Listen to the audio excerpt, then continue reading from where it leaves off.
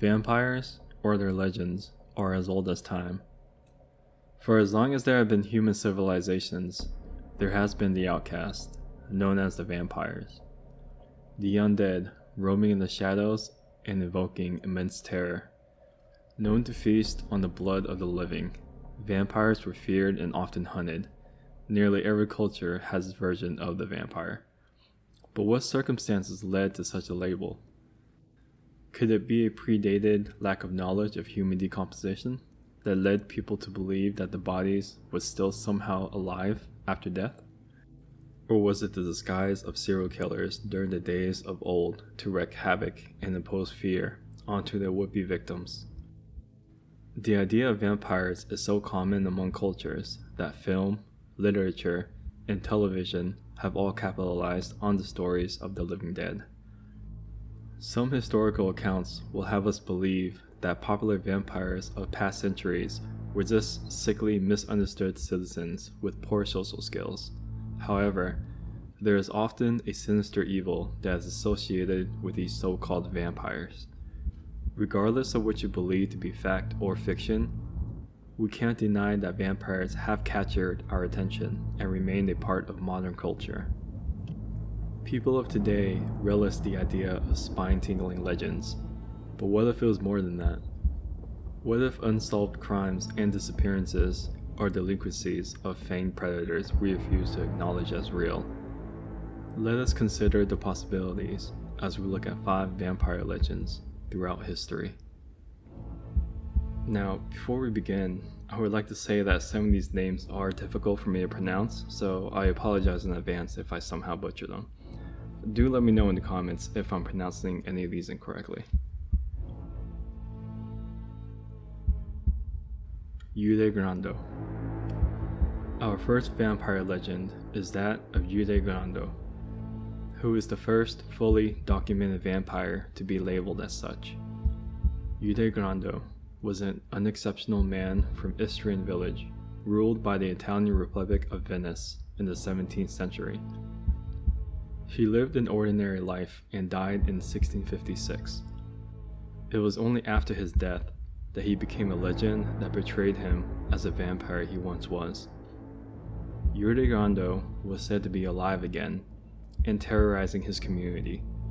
Witnesses claimed to see him walking around and knocking on the doors of the residents at night, leaving the stench of rotten corpses behind him. It was also mentioned that he would visit his widow and force her to perform her wifely duties, even after his death. Grando was saddled with the name Strigan, a wizard from Italian folklore who was known to feast on the blood of children and haunt individuals with premonitions of early death. After 16 years of Grando sightings in the village, the residents decided to take matters into their own hands and vanquish the vampire once and for all. 9 of the strongest and bravest men from Istrian village devised a plan to attack the grave of Grando and drive a wooden stake through his body. Despite their prayers and ambitions, the plan failed and the stake was unable to penetrate his corpse. It was not until the head of Grando's corpse was severed, gushing forth blood and a haunting scream, that the mysterious prowls of the vampire ended and peace was once again restored in the village. Mercy Brown. Mercy Brown was a resident of the town of Ecsed from New England, Rhode Island. Mercy Brown died from a tuberculosis epidemic in January 1892, along with her 2 siblings and mother. The contagious nature of tuberculosis was unknown at the time, and ignorance flourished. At the time, New Englanders had a not-so-small obsession with vampires, more commonly known as the Great New England Vampire Panic. 200 years after the Salem witch hunts, New England citizens were now certain their dead family members were rising from the dead and feeding on the living. In March of 1982, Mercy's younger brother, Edwin, fell ill, and residents of Rhode Island took the most sensible and practical decisions of the time and exhumed the bodies of the dead Brown family members. As they had feared, Edwin's illness was the work of a vampire, and the vampire was no other than Mercy Brown. While the other family members showed normal signs of decomposition, Mercy's cheeks were plump and rosy. Her fingernails and hair were long, and traces of blood were found on her lips. Most incriminating, however, was Mercy's heart was still full of blood. The heart was removed, burnt, and the ashes were mixed with water. Edwin was given the heart, ash, and water mixture to drink. However, Edwin still died soon after.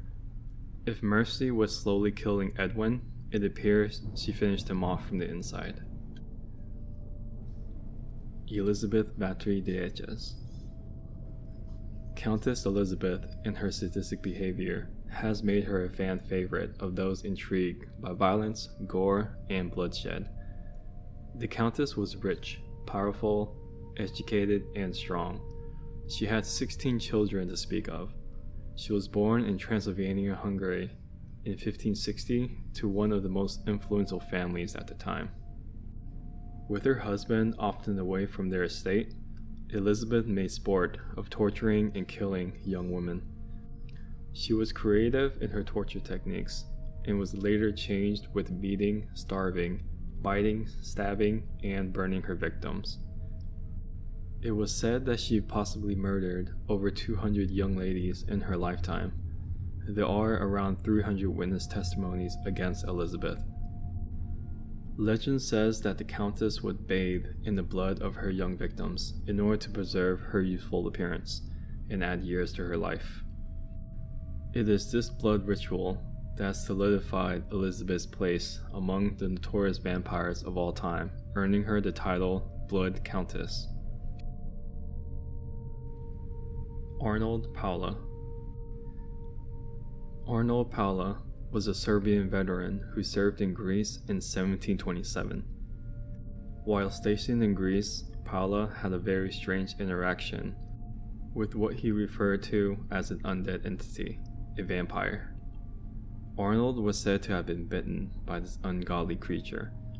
He severed the head of the said vampire and burned the body in hopes of ridding the world of such evil. After returning home from services, Arnold could not find peace. He felt cursed and haunted by the events that took place in Greece. As bad luck would have it, Arnold fell while working and died from his injuries. Soon after Arnold's death, people in the village began dying in unexplainable ways. The deceased, Arnold, was the main suspect, and his body was exhumed. As the villagers feared, Arnold's long hair, nails, and bloody mouth proved that he was a vampire, killing off residents to feed his bloodthirsty appetite. Just as Arnold had done to another in Greece, his head was severed and his body burned. 4 years later, the mysterious deaths continued. Perhaps the victims of Arnold had come out to feast. The Hunderprest of Melrose. There once lived a priest in the 11th century who resided in one of the wealthiest monasteries of the time. He was given the Hunderprest because he enjoyed hunting along with the dogs. The so-called priest was known to be a horrid man, disguised as a priest along with other monks who practiced dual magic. The dual magic was said to give them the powers to transform into vampires with remarkable powers and abilities. Hunderprest died around 1138, but soon returned as the living dead. He terrorized the abbey and feasted on innocent human blood to stay alive. He stood out with his ability to turn to a bat at will. It was not until the Hunderprest's widow complained of him harassing her at night that the monks finally decided to vanquish the vampire.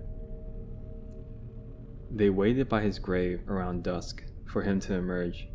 Once his head was visible, one of the monks chopped it clean off. Hunderprest's body was burned and the ashes were spread throughout the town. But can you ever really kill the undead? Centuries later, people still claim that the Hunderprest of Melrose lives roaming the corridors of the Abbey. Thanks for watching our late night top 5 video. We're a new channel and would love to have your support by subscribing, liking, or simply dropping a comment down below. To watch more interesting late night videos, click the links to continue watching more.